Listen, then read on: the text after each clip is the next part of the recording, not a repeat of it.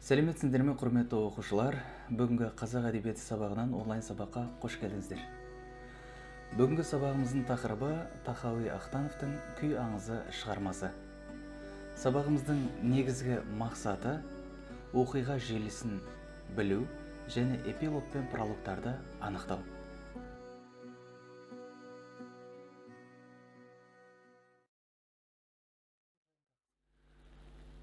Автор 1923 жылы Ақтөбе облысы Шалқар ауданында дүниеге келген.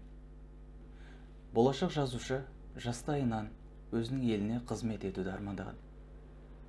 Айтқандай-ақ, 41-ші Ұлы Отан соғысы басталғаннан кейін жазушы сол соғысқа аттанып кетеді. Көптеген шығармалары қан майданда жүріп дүниеге келеді. Әсіресе оның тырнақ алды туындысы осы бүгінгі өтіп жатқан «Күй аңызда» соғыста дүниеге келген дейді. 1943 жылы ол соғыста жүріп көптеген шығармалар жазады. Ал 1948 жылы соғыстан оралғаннан кейін көптеген өлеңдерін өзімен бірге алып келген. Оның ең алғашқы тырнақ алды туындыларының бірі, әрі естен кетпейтін туындылардың бірі осы «Күй аңызы» болып табылады.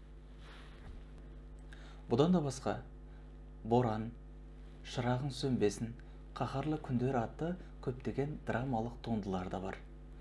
Тахауи Ахтановтың шығармалары күні бүгінге дейін театрларда көптеген қойылым ретінде, оның «Күшік күйеу» пьесасы бүкіл театрлардың көркіне айналған десек те қателеспейміз. Өзінің артынан осыншама құнды дүние қалдырған жазушы 1994 жылы өмірден өтеді. Міне балалар, жазушының өмірбаяны қысқаша осылай. Ендеше, құрметті оқушылар, автордың өмірімен таныс болсақ, әрі қарай шығарманың қысқаша желісімен таныстырғым келеді. Экранға назар аударыңдар. «Күй аңызы» әңгімесі жазушы Тахауи Ахтановтың 1960 жылы жазылған тырнақ алды туындыларының бірі. Туындының тақырыбы шығармашылық адамына арналып, басты идеясы сол өнер иесінің адалдық, имандылық қасиеттерінің негізінде өрбиді. Әңгіме халық арасында кеңінен таралған нар идірген күйінің аңыз желісімен жазылған. Аңыз бойынша ботасынан айырылып боздаған нардың тас емшегін жібітіп, идірген күй құдіреті, күйшінің хас шеберлігі, осы бір романтикалық сарындағы халық туындысын жазушы әңгімесіне арқау еткенімен, әңгіме әлеуметтік, адамгершілік мазмұнда сипат алады. Әңгіменің басты кейіпкері Естемес есімді күйші. Жасы 50-ге келсе де, отбасын құрмаған оның жан дүниесінде айықпас мұң бар. Өткен өмірін шәкірті Оразымбетке айтып келе жатып, жапан түзде жүрген жүдеу жалғыз түйені көреді.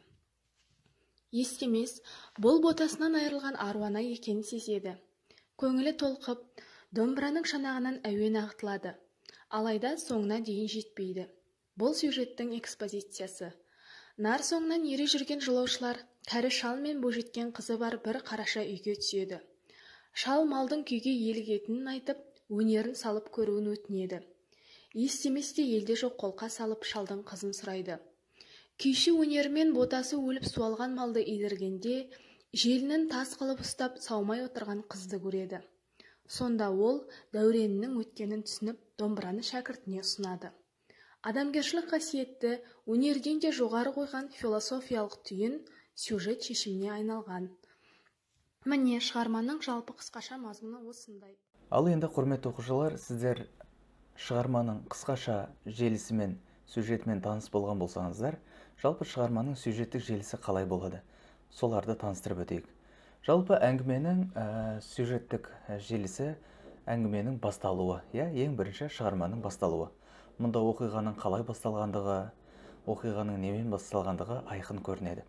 Екінші біздің сюжеттік желі ол шығарманың дамуы, әрі қарай өрбуі, қалай жалғасын табатындығы. Үшіншіден шығарманың шиеленісі, яғни кейбір мақсатқа жетпеуі, немесе қақтығыстар, соқтығыстар, кейіпкерлердің бір-бірімен табыс алмауы, мақсаттарына жетпеуі, тағы да басқаны айтуға болады. Одан кейінгі композиция ол шарықтау шегі. Шарықтау шегі деп отырғанымыз шешімге дейінгі, соңына дейінгі ең үстіңгі оқиға деп айтуға болады. Шарықтау шегі финалға дейінгі бір қадам қалған оқиғалар, яғни көптеген мәселелер өзінің шешімін тапқан оқиғалар деп айтуға болады.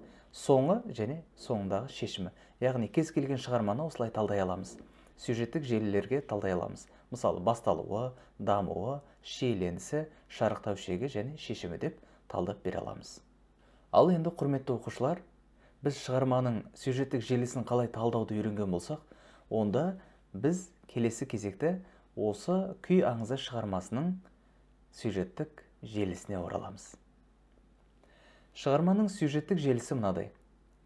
Шығарманың әңгіменің бастауы Ипан тауының баурайында екі салт атты кісінің келуімен басталады. Ал әңгіменің дамуы таудың бөктерінде жүрген жаңыл қызды кездестіруімен жалғасады. Шығарманың шиеленісі Естемес пен Оразымбеттің жаңылдың үйіне қонақ болып келуі, ондағы таңғажайып оқиғалар, түйенің жағдайы, нардың жағдайы, тағы да басқа оқиғалармен шиеленісіп жатады. Шарықтау шегі ботасынан айырылған боз інгеннің идіруі. Ал шығарманың шешімі, яғни соңы, нар идірген күйінің дүниеге келуімен шығармамыз аяқталады. Міне біздің автордың Күй аңызы шығармасы осылайша сюжеттік желілерге бөлуге болады. Міне түсіндіңіздер ғой енді балалар, оқиға желісінің нәтижесі, яғни оқиғалар қалай болады? Пролог ол басындағы оқиғалар, эпилог соңындағы оқиғалар, екеуі қосылып не болады? Сюжеттік желі болады. Міне осымен біз сюжеттік желінің не екендігін түсінген шығармыз, Олай болса балалар, қазір мен сіздерге тапсырма беремін. Ол тапсырманы бермей тұрып, біздер осы кітаптағы тірек сөздермен танысып алайық, және оның қандай мағына білдіретінін есте сақтап алуымыз керек. Олай болса оқиық. Бірінші күй. Күй деп отырғанымыз ол музыкалық туынды, кез келген жаңа туынды. Егер сіз домбыра арқылы немесе басқа да бір аспаппен жаңа бір әуенді, жаңа бір музыканы, жаңа бір ноталарды қиыстырып бір дүние ойлап табатын болсаңыз, ол сіздің күйіңіз. Екінші күйші. Сол күйді орындаушы адам. Нар, боз інген деп отырғанымыз, түйені бәріміз білеміз. Сол түйенің бір өркешті түрі, бұны нар деп атаймыз. Ал боз інген деген сол нардың жастау түрі, яғни боз бала түрі. Қолқа салу. Қолқа салу деп отырғанымыз бұл өтініш білдіру. Мысалы, біреуден бір затты алу немесе бір нәрсені сұрау үшін өтініш білдіру немесе қолқа салу деп те айта аламыз. Бой жеткен. Бұл түсінікті. Бой жеткен қыз баланы айтады. Боз бала деп ұл баланы айтамыз. Яғни бой жеткен ол өсіп жетілген қыз баланы айта аламыз. Ал жасөспірім баланы, ұл баланы боз бала деп атайды қазақта. Құдірет. Құдірет деп отырғанымыз бір ұлы күш, бұл физикалық әлемнен бөлек метафизикалық әлем деп айтамыз ғой. Құдірет, мысалға қазір ай ағаштың үстінде тұрса таңғаламыз, вау деп. Бұл бір құдірет. Сол сияқты бір ұлы күшті біз құдірет деп айтамыз. Құдіретті Алла тағала деп айтамыз, құдіретті деп. Сол сияқты құдірет бұл ұлы күш, бұл физикалық күштен бөлек.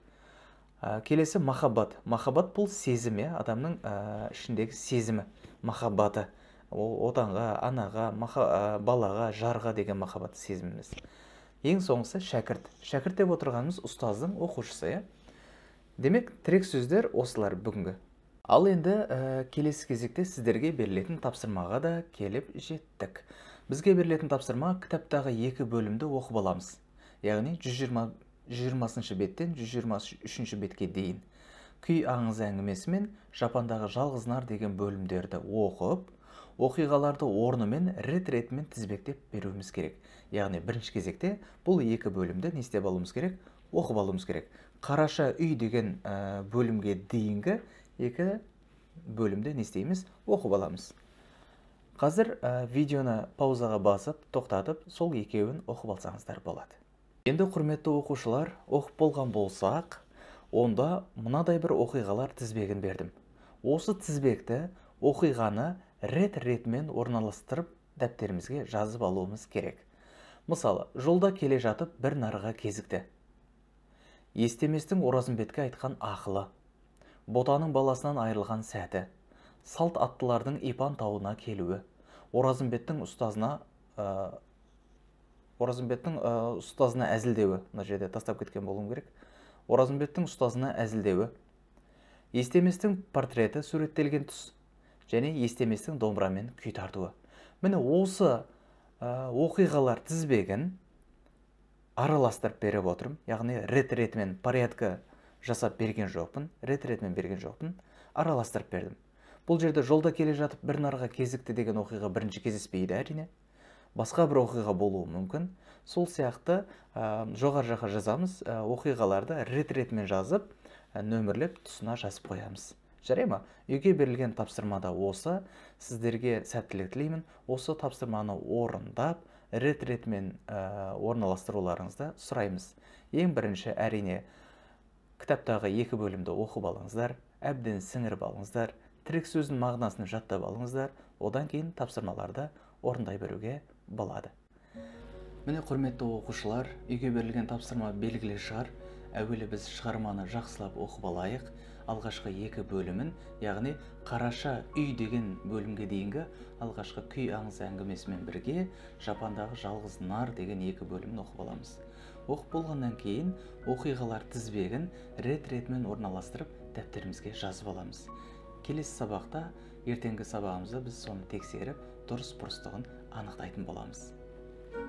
Олай болса, құрметті де сүйікті оқушылар, осымен біздің алғашқы онлайн сабағымыз өзінің аяғына жеткен сияқты.